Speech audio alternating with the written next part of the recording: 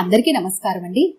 ఈరోజు మనం doctor CM Anuradha గారు రచించిన నిర్ణయం అనే ఓ చక్కటి కథను విందాం. ఇక కథలోకి వెళ్దాం. నీ నిర్ణయం ఇదేనా? ఇక మార్చుకోవా? భర్త రవీంద్ర మాటలకు ఏం చెప్పాలో అర్థం కాక మౌనంగా ఉండిపోయింది స్వప్న. ఇలా అడిగితే తనేం చెప్పగలదు? ఎటూ నిర్ణయించుకోలేక మనసు కల్లోలంగా ఉంది. సరే, అలా అయితే నా నిర్ణయం కూడా చెప్తాను, విను. నీవు నీ తల్లిదండ్రులను బయటకు పంపించకపోతే నా జీవితం నుంచి శాశ్వతంగా తప్పుకోవాల్సి ఉంటుంది. వాళ్ళ నేనా? ఎవరో ఒక్కరెక్కడుండాలి. సాయంత్రంలోగా నిర్ణయించుకో. ఇదిగో డైవర్స్ అప్లికేషన్ కూడా తెచ్చాను. నీ నిర్ణయం మార్చుకుంటే వీటి అవసరం ఉండదు. డైవర్స్ అప్లికేషన్ మంచం మీదకు గిరాటేసి వెళ్లిపోయాడు రవీంద్ర. గత కొద్ది రోజులుగా స్వప్న రవీంద్రల మధ్య ఈ ప్రచ్ఛన్న యుద్ధం కొనసాగుతోంది. స్వప్న తన తల్లిదండ్రులను 2 రోజుల క్రితం ఇక్కడికి తీసుకొచ్చింది. అప్పటి నుంచి ఇదే గొడవ. స్వప్న తండ్రి రాఘవరావయ్య రిటైర్ అయిన టీచర్, తల్లి జానకమ్మ. ఆ దంపతులకు 3 కూతుళ్లే. తన శక్తికి మించి పిల్లల 3 చదివించి తగిన వరులను వెతికి పెళ్లి చేశారు.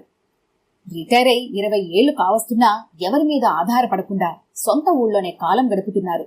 ఏ కూతురైనా అవసరమని ఫోన్ చేస్తే వారింటికెళ్లి ఓ 4 రోజులు ఉండి రావటం తప్ప ఎవరింట్లోనూ ఎక్కువ రోజులు ఉండేవారు కాదు.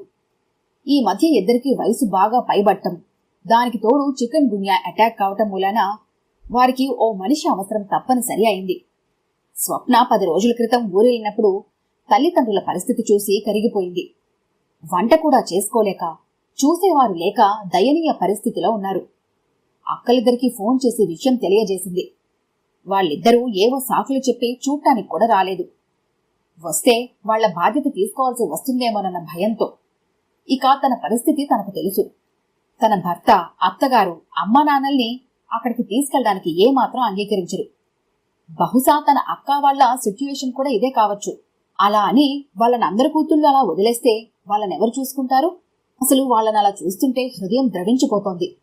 అలా వదిలేసి రావడానికి ఎంతమాత్రం మనసొప్పలేదు. అందువల్ల తనతో పాటు ఇక్కడ వైజాగ్లో తమ ఇంటికి తీసుకొచ్చింది. ఆ ఇల్లు తనకు ఆఫీస్ వాళ్ళిచ్చిన క్వార్టర్స్. పెద్దదిగా, ఎంతమంది ఉన్నా ఇబ్బంది లేకుండా కన్వీనియంట్ గా ఉంది. ఈ విషయమే రవికి కోపం తెప్పించింది. మీ అక్కలిద్దరూ తెలివిగా ఏదో చెప్పి తప్పించుకున్నప్పుడు నీవు మాత్రం పెద్ద సంఘ సంస్కర్తలా వాళ్ళని వెంటేసుకొచ్చావు. అయినా చెప్తున్నా విను. నా పేరెంట్స్ ని చూసుకోవడం వరకే నీ బాధ్యత. మీ అమ్మా నాన్నలు ఏదో 4 రోజులు వెళ్తానంటే ఓకే, అంతేకాని జీవితాంతం ఇక్కడ ఉండటానికి నేను ఒప్పుకోను. నా సంగతి తెలుసుగా. 6 నూరైనా 100 ఆరైనా ఈ ఇంట్లో నేను చెప్పింది జరిగి తీరాలి. రవీంద్ర తన తల్లిదండ్రులు తీసుకురావడం పట్ల పూర్తిగా వ్యతిరేకత చూపిస్తున్నాడు. స్వప్న మనసు బాధతో విలవిల్లాడిపోయింది. భర్త సంగతి తెలిసిందే అయినా మరీ ఇంత కఠినంగా మాట్లాడతాడు అనుకోలేదు. చివరి ప్రయత్నంగా అత్తగాని బ్రతిమలాడింది. కనీసం వృద్ధురాలు కనుక ఆమైనా సాటి ముసలవాళ్లుగా తన అమ్మా నాన్నల గురించి కాస్త జాలి చూపిస్తుందేమోనని. ఆమె కాస్త కూడా అటు ఇటు పోకుండా కొడుకు మాటల్నే రిపీట్ చేసింది. చేతకానప్పుడు ఎవరినైనా పెట్టుకుని చేయించుకోవాలి గాని ఇలా కూతురింట్లో ఎవరైనా వచ్చి ఉంటారా అంటూ ఎద్దేవా చేసింది. స్వప్న నిశ్చేష్టగా నిలబడిపోయింది. సమయం 1 గంట అవుతోంది. అందరికీ భోజనాలు వడ్డించి తన భోజనం కూడా చేయబుద్ధి కాక అలానే ఆలోచిస్తూ పడుకుంది. తిరిగిపోయిన గతాన్ని నిశ్శబ్దం ఆవిష్కరించుకుంటోంది. చిన్నతనం నుంచి తమను ఎంతో గారాబంగా పెంచారు అమ్మనాన్నలు. ఊళ్ళో వాళ్ళు, బంధువులు అంతా ఆడపిల్లలని హేళన చేసినా ఏ రోజు బాధపడలేదు నాన్నగారు. పిల్లల్ని ప్రాణప్రదంగా చూసుకునేవారు. వాళ్ళకి ఏ కాస్త జ్వరం వచ్చినా, నలతగా ఉన్నా విలవిల్లాడిపోయేవారు. పిల్లలంతా బాగా చదువుకోవాలని ఆరాటపడేవారు. ఆ రోజుల్లో తమ పల్లెటూళ్ళ స్కూల్ మాత్రమే ఉండేది. 10th క్లాస్ దాటితే పొరుగురు వెళ్ళాలి. పొరుగురికి బస్సులో వెళ్లి రావడం కష్టమని తమ 3 హాస్టల్లో ఉంచి చదివించారు నాన్నగారు.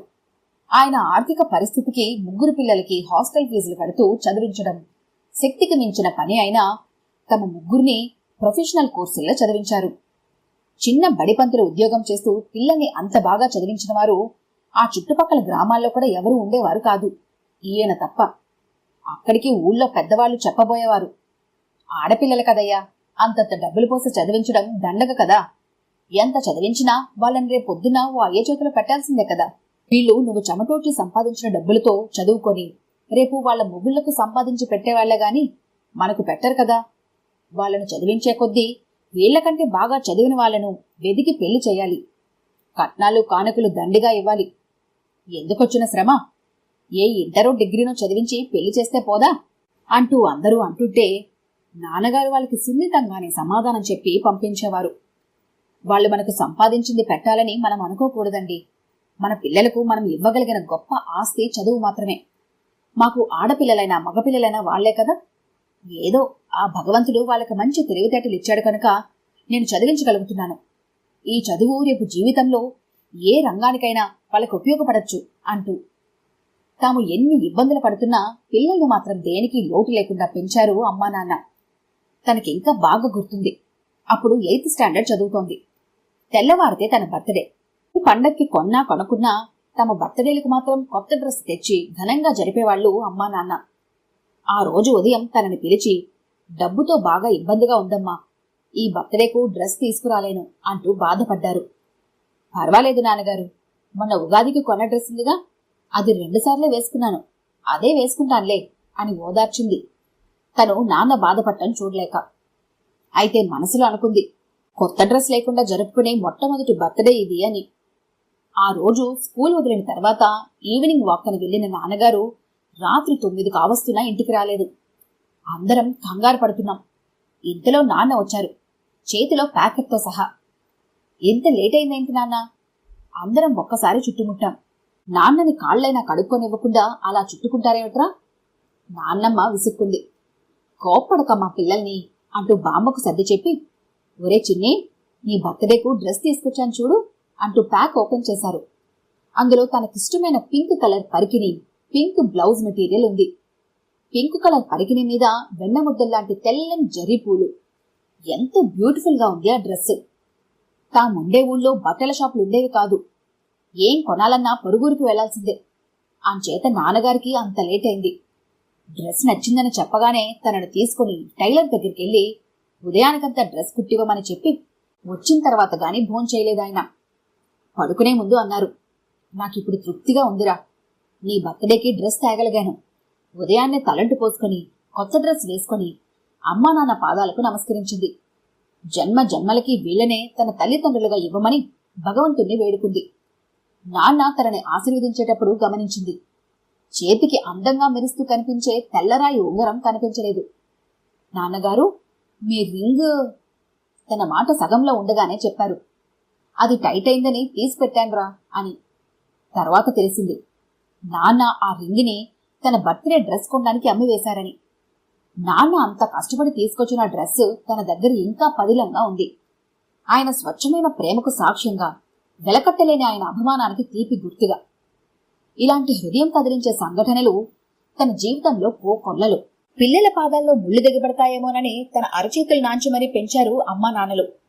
వెలుగుతున్న కొవ్వొత్తిలా తమ జీవితాలని పిల్లల కోసమే త్యాగం చేసిన మహనీయులు అమ్మా నాన్నలు.